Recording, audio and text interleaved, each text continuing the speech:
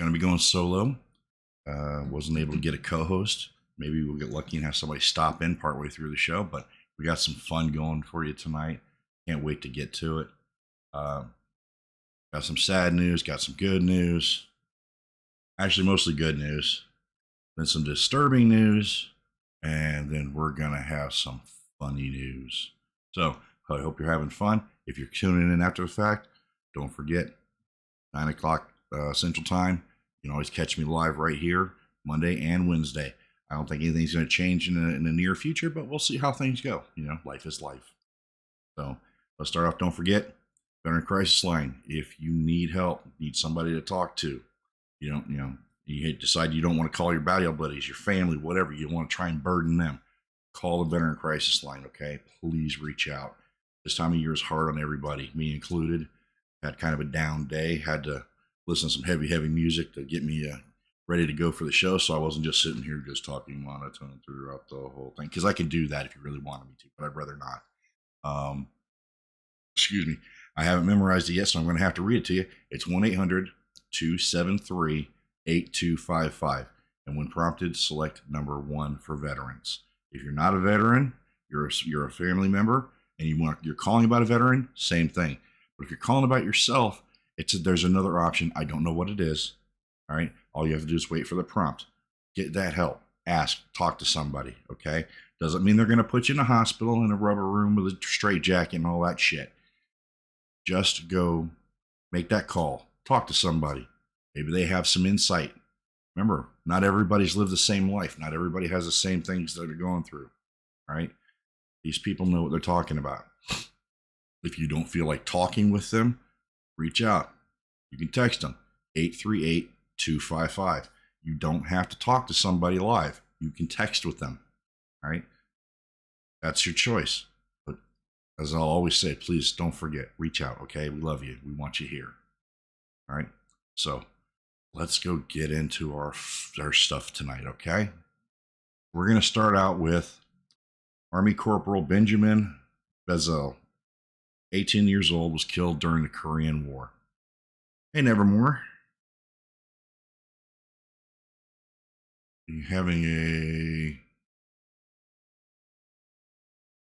I'm going to go with a migraine, and I understand that. Don't worry about it. You do what you got to do. Right? No need to apologize. We all have our days. I'm probably going to get on here one time when I'm sick as a dog just to make the show happen. And that's when I'm really going to rely on somebody. All right. So you take care of yourself. You want to listen. Just watch, have fun, enjoy. But I do appreciate you stopping in and letting me know. Thank you. So back to our corporal here. This is a picture from when he was 18 years old. Okay. Yeah, that's still no fun. All right. Well, you take care of yourself. I'd rather have you, nice and healthy. So we'll have a good night. Okay. Now we're talking 1950, so 70 years later, they've identified the remains. He was killed in a battle by the Chosun Reservoir. He was a member of he served with the 57th Field Artillery Battalion, 7th Infantry Division. Now, the Chosun Reservoir is in North Korea. Okay. So that was a very horrific battle during the Korean War. A lot of soldiers lost their lives. In 2018, after President Trump met with Kim Jong-un, the leader of North Korea supplied 55 boxes purportedly containing the remains of American service members killed during the Korean War. Now, I'm not going to get into the level of outrage I have at this, okay? That it was 68 years after this soldier was killed that his remains were returned to the United States. Okay. There's no way for me to impart on you how angry it makes me to think that they have held on to these for so long, knowing what they were. Okay. Now, it's not just Kim Jong-un, it's his father and his grandfather. That's a long damn time. And it makes me question how many more they may have over there. What are you doing? Are you enjoying yourself?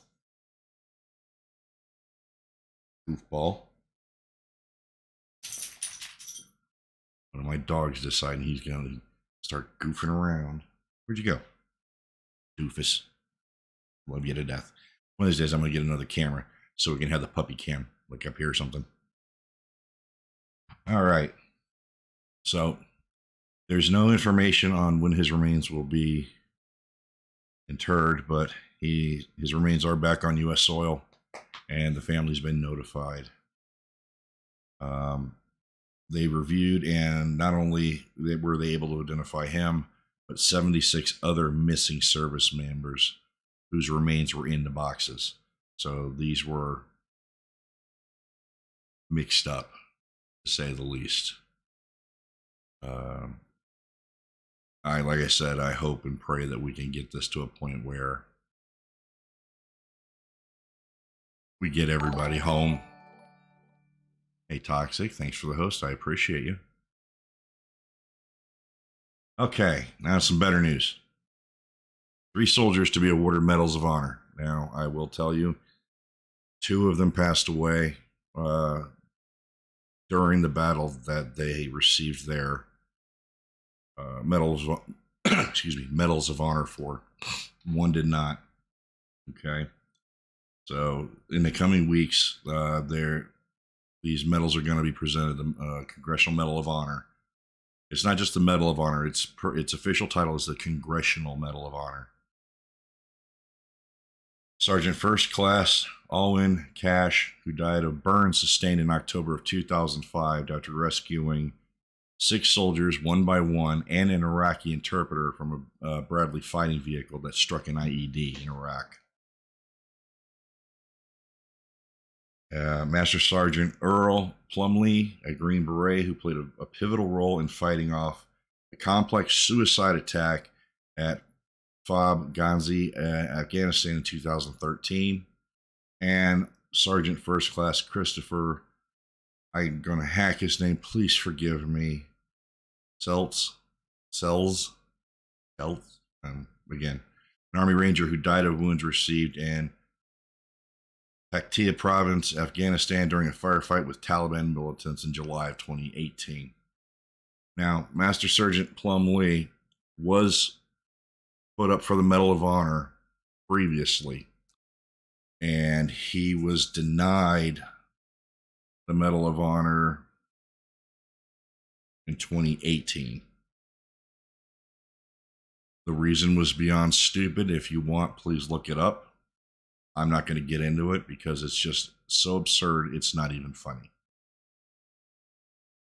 So, but we have 3 soldiers who have gone above and beyond Call of Duty and are going to receive the Congressional Medal of Honor, which is more what they deserve, if not more, to be honest with you. Now here we're having a problem in Hawaii. Now, I haven't touched on this previously. The report started coming in on 28 November. So we're talking a couple weeks ago. Military charities have had to step up to assist affected families with the water that's been tainted in Hawaii. What has it been tainted with, you ask, if you haven't noticed this? Jet fuel. Okay. Somehow one of the jet fuel containers is leaking, which wouldn't surprise me. Those containers have probably been there since, the 40s, if not the 30s, to support the naval base. Military Relief Societies have granted over $1 million in the past week to service members and their families, because these people have had to go out off base to hotels and things so that they can have places to live, places to shower, cook meals, things like that. this is a disgrace. Okay. It's going to get worse. We'll get into it in the next story because it directly relates to this. All right. Navy Marine Corps Relief Society has given out about 600,000 in grants. The Army has done 370,000 in grants, and the Air Force 175,000 in grants. Now, that's a lot of money, but when you break that down between the amount of people that they're giving it, how much money they're actually handing out, it's not that much money per person, and that's disgusting. These people need to be cared for directly. There's no question in my mind. So hopefully they get this straightened out. It's not going to be an easy fix, nor is it going to be cheap, but it needs to get done. Now, let's go to the next story. The Navy is fighting the Health Department of Hawaii, who gave them an order to drain the fuel tanks over the tainted water concerns. Now, let's go over this, okay?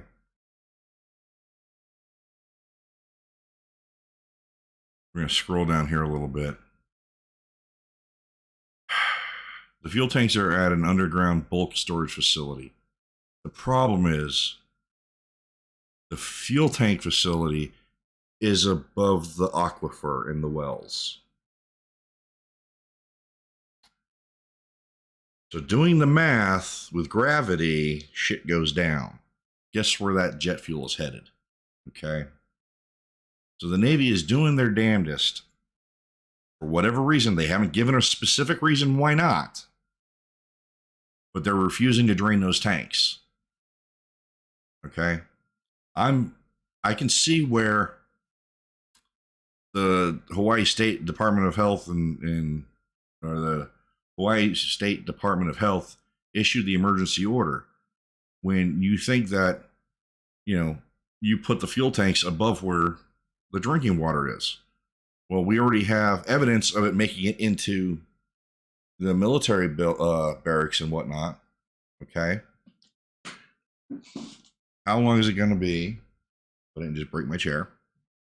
Before it reaches out, because the aquifer that it's above, on top of, if you read right here, provides water to more than 400,000 residents of Honolulu. 400,000. Now, I don't know how much fuel are in these tanks. Okay. But if these tanks are as old as I think they are, they probably needed to be redone a few years ago.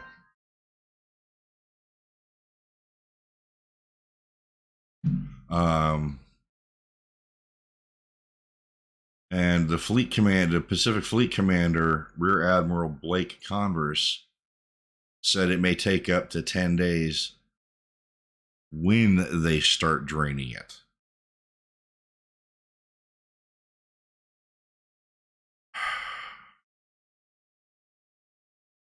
We don't know the whole story, people. But if you're going to send a letter from the JAG office to the state of Hawaii and tell them that you're not going to comply with their order, you might want to make a reason public, because you're talking about the health and welfare of families. There's already a lot of families that are affected by this. And if they have to go and deal with something when this actually reaches the aquifer, that's going to be a problem. Now, let's be honest. Aquifers are always underground. And anytime we put a fuel tank down, at least now, we try and protect the ground as best possible in the event of a leak. All right. So 80, 90 years ago, they didn't care. We need this. This is where we're going to put it. Get to it. How we go from there, I don't know. Really don't. We'll see. Now for some more fun news, people.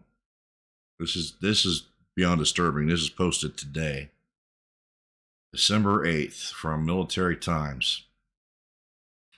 On the evening of September 10th, 2021, a soldier deployed to the U.S.-Mexico border slid a manifesto under each door in his brigade headquarters and then slipped away. They can't find him. Probably wouldn't want to be found anyways.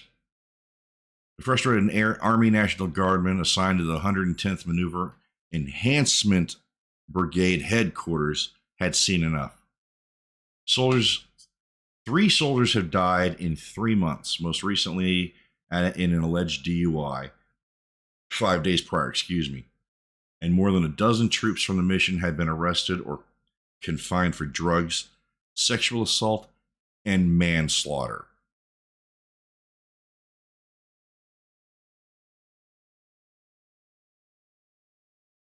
The fuck is going on? Seriously, what is going on, people? I mean, for crying out loud.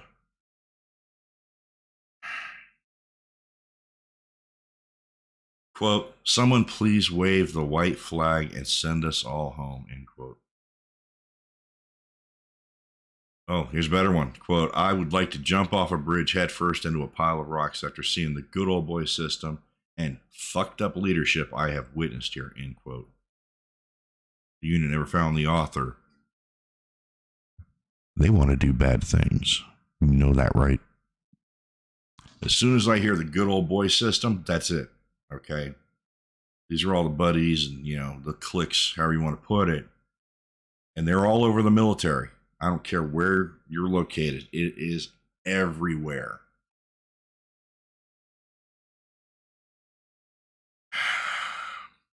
Failures in leadership. I've witnessed that. I'm sure most of us have. I would have used failures instead of the four-letter. But, Another soldier anonymously provided the letter to Military Times.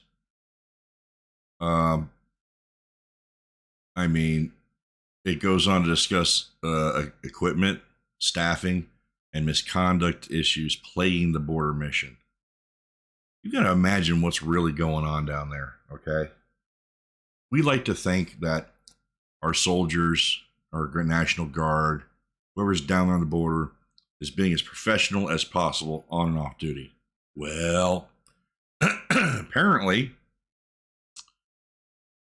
4,000 Guard personnel from 20 states have helped monitor the U.S.-Mexico border alongside Customs and Border Protection.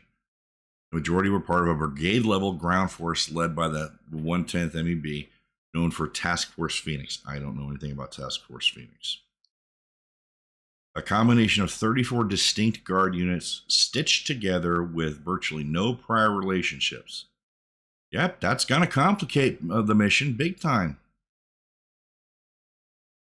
Most returned home in October, so they're off there now when the new Guard force took over.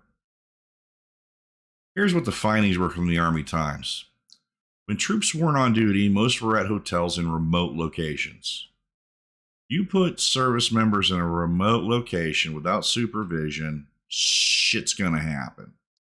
So alcohol and drug abuse became so widespread that senior leaders issued breathalyzers and instituted alcohol restrictions that tightened as the misconduct incidents piled up. Sounds like Okinawa to me. Leaders initiated more than 1,200 legal actions, including non-judicial punishments, AR-15s. They had to do AR-15-6 investigations, which are more thorough in their findings and everything. But that's nearly one action for every 3 soldiers. 16 soldiers from the mission were arrested or confined for charges including drugs, sexual assault, manslaughter. During the same period, that same amount of time they were out there, only 3 soldiers in Kuwait, a comparable deployment locale with more soldiers, were arraigned for court-martials.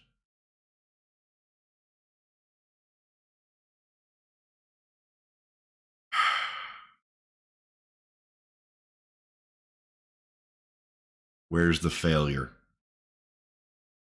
Next bullet. Troops at the border had more than 3 times as many car accidents over the past year. At least 500 incidents, including roughly $630,000 in damages.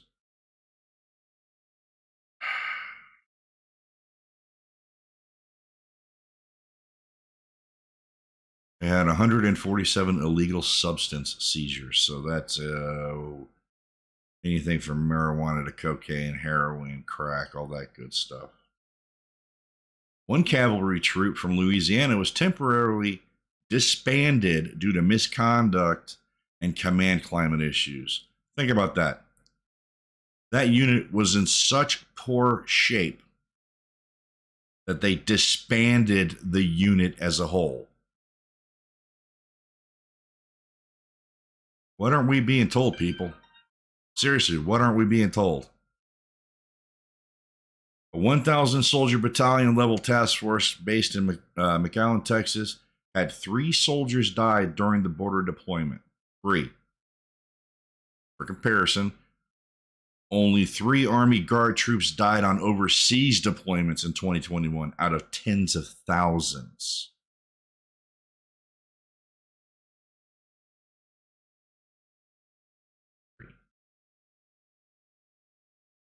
What are these? Congress is getting involved in this now, at least a couple of congressmen. All right. This is absurd. The level of what's going on here is unconscionable. Okay. Have they not been trained well enough? You know, I mean, we all know I was lower enlisted, but by God, you know, you got them watch them like they're freaking infants because they get into everything. They're always in trouble. All right. What do? You gotta be on top of them. You gotta be watching every minute of every damn day. Apparently, at the end of the day, their command was going, have fun, don't get in trouble, hope for the best. Like just firing an AT-4 off into a crowd and going, good luck. Something bad's going to happen, but, you know, we'll figure it out after the fact. I don't know what to do about some of these people.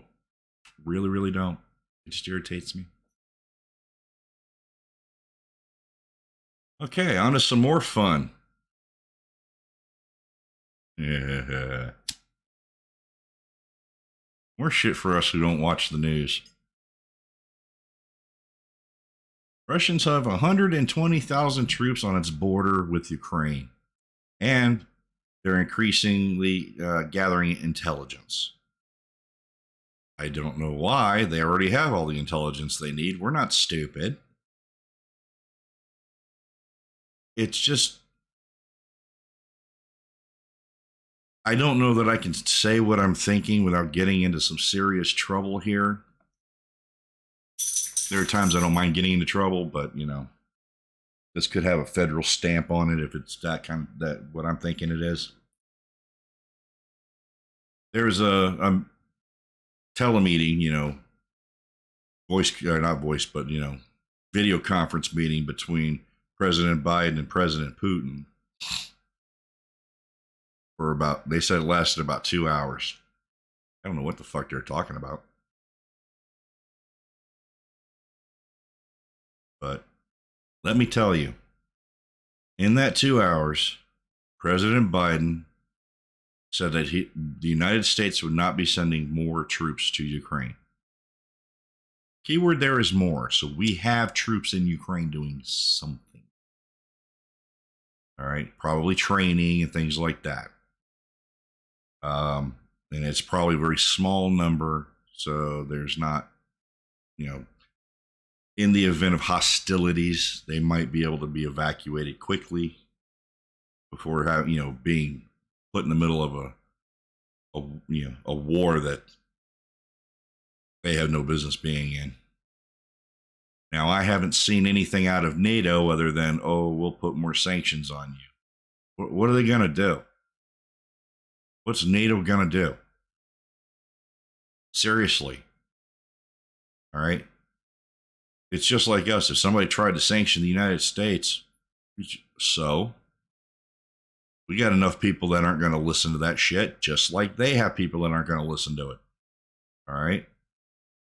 What's going to be the end result? Nothing, except the people, the citizens of Ukraine, will no longer have the freedoms that they currently enjoy. You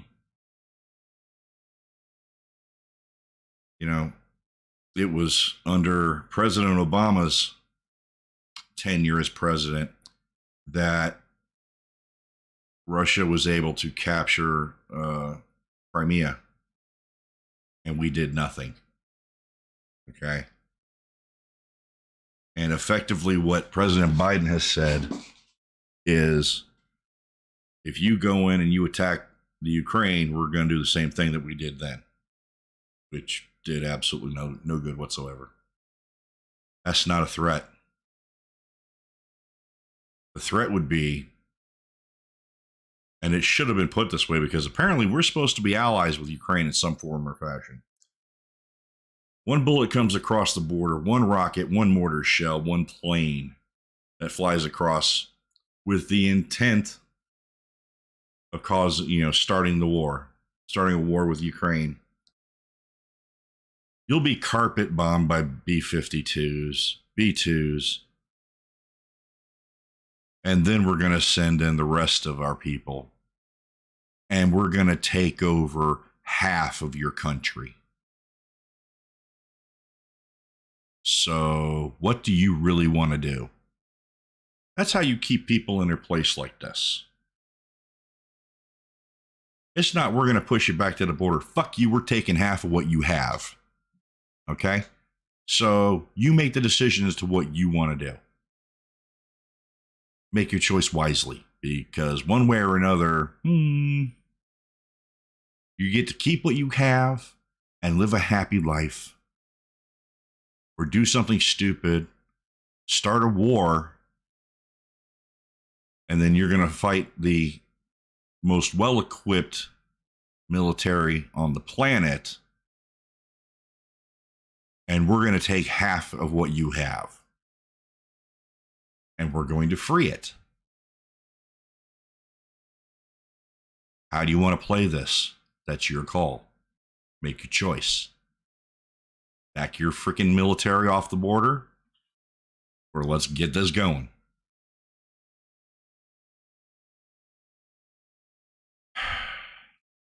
We'll see how this all plays out in the coming weeks. I feel bad for those the soldiers on both sides. Are you okay? Can't get comfy? Oh, all right. Another one of my pups just can't get comfy. She's back there wiggling around if you heard it. The Christmas holidays are coming up, and there are Christians there, and they're going to be away from their families. So I feel for them, having to be put out there like that, and not knowing exactly what's going on or what's going to happen when. So, okay, now for some fun stuff. We're going to have some fun stuff to talk about tonight. Never being in the Middle East, I don't know if these things happen. However, more than 40 camels have been disqualified from the Saudi contest over Botox enhancements. I said that with a straight face.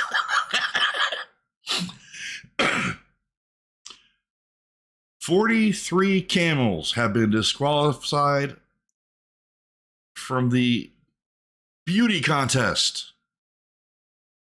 They have a camel beauty contest in Saudi Arabia. Did not know this. But they have received Botox treatments, facelifts, and other cosmetic procedures.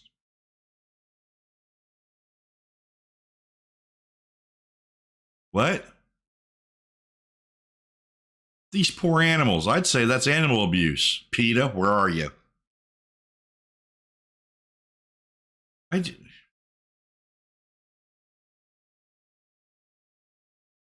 What? I have no words. That's such an absurdity. Botox, facelifts, and other cosmetic procedures to make the camels prettier. I'm not going to go there. I leave that one to you guys and gals out there and non-binaries. You figure out where that was going with me. You know, especially if you're a veteran, you know exactly where I went with that one. Oh boy. Just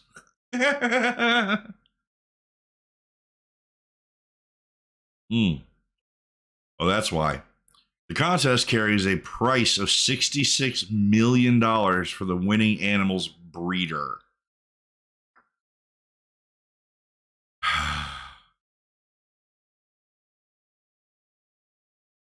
For a pretty camel. 66. They have too much money and not enough shit to do.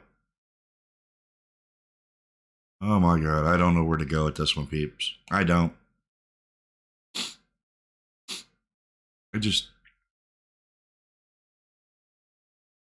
Well.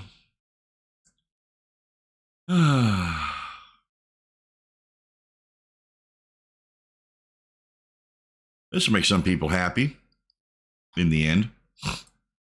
Massachusetts company cooks world's largest pot brownie.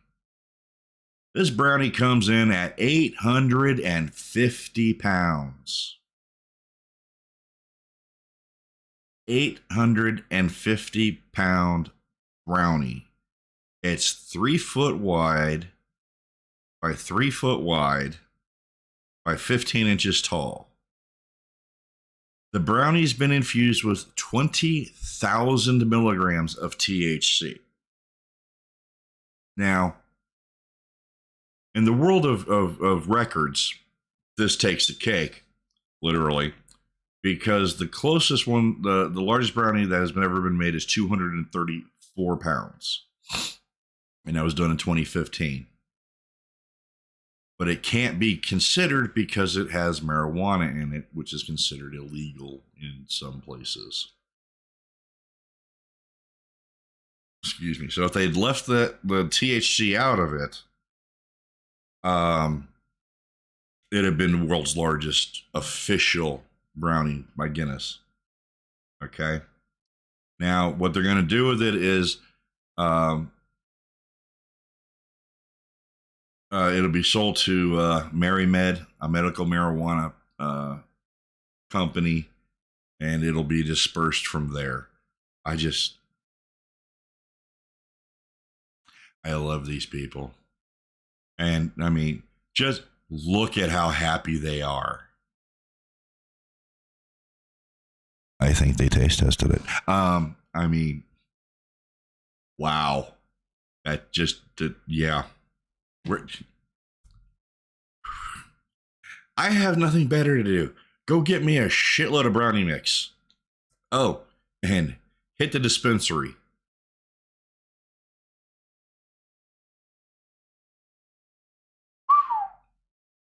Okay, now this is going to disturb some people, the next one. This is on a Reddit, subreddit. The Protect and Surf subreddit. They do like Meme Mondays. I found a couple that, you know, some of you might find interesting. So keep in mind, these are law enforcement esque. All right. Shitty crime hack. How to properly use the term "these aren't my pants" defense. Now, if any of you have ever watched Cops or Live PD, or a lot of videos, you know, on YouTube, somebody gets busted and they're emptying their pants, their pockets on there. Oh, these aren't my pants. These are my buddy's pants. But they fit them perfectly, or, you know, saggy pants, whatever. All right. You can get away with saying these ain't my pants in this situation. And they went out in public like that. Seriously? What the hell? Oh, I'm fat. I admit it. You can tell. Just by this, you can tell. My God, no. Not on your life would I even think about that. Oh, and those of for my audience who enjoys, partaking in what's as a TV recoil one likes to say, the devil's lettuce. Apparently in Medford, the police found out that there was a Christmas tree shortage this year. But some undercover officers were out driving around and came across this farm. They jumped out to see how much the trees were, and the lot attendant ran away.